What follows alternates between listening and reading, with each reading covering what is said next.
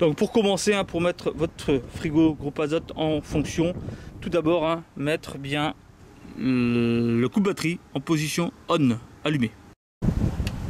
Donc voilà, une fois que vous l'avez mis en fonction, vous voyez hein, ready in 3 minutes 28, 27, ça diminue. Vous êtes dans l'obligation d'attendre hein, tout simplement hein, que 6 minutes passent, puisque le système est en train de vérifier que tous les soupapes sont bien en action et qu'il n'y aura pas de danger pour la mise en route. Voilà, vous voyez que le tableau de bord s'est allumé. Là actuellement nous pouvons nous apercevoir que nous sommes sur 11 degrés, 10 degrés 9. Donc à l'avant a été programmé une température de 2 degrés et à l'arrière a été programmée une température de moins 23 degrés. Alors maintenant, comment faire pour régler ces fameuses températures? Et bien tout simplement, je vais aller en numéro 1, je vais descendre la température avec mes petites flèches. Je vais descendre la température par exemple. Excusez-moi, je suis en train de la monter, c'est de ma faute, mais pour l'exemple, vous comprendrez. Voilà, je voulais du 5 degrés, je valide par OK.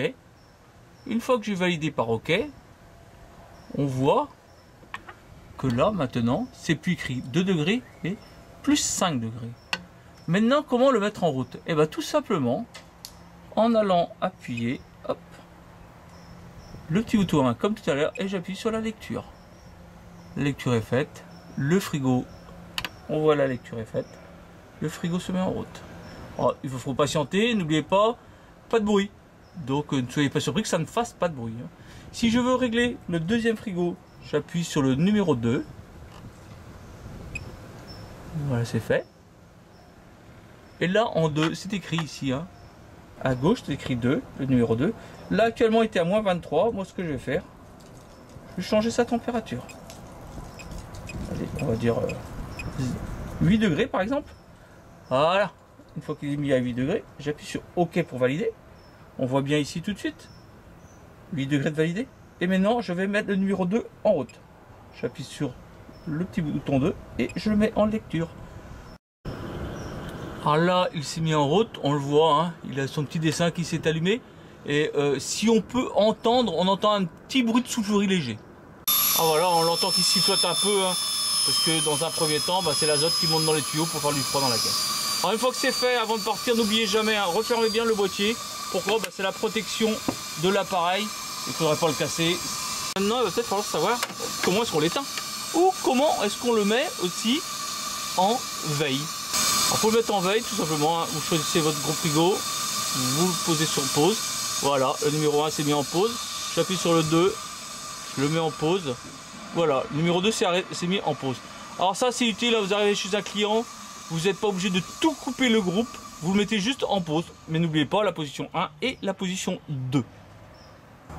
Alors, une fois la livraison faite et qu'on veut repartir, on réappuie sur 1, lecture, et voilà, vous voyez, tout de suite et immédiatement, il est reparti.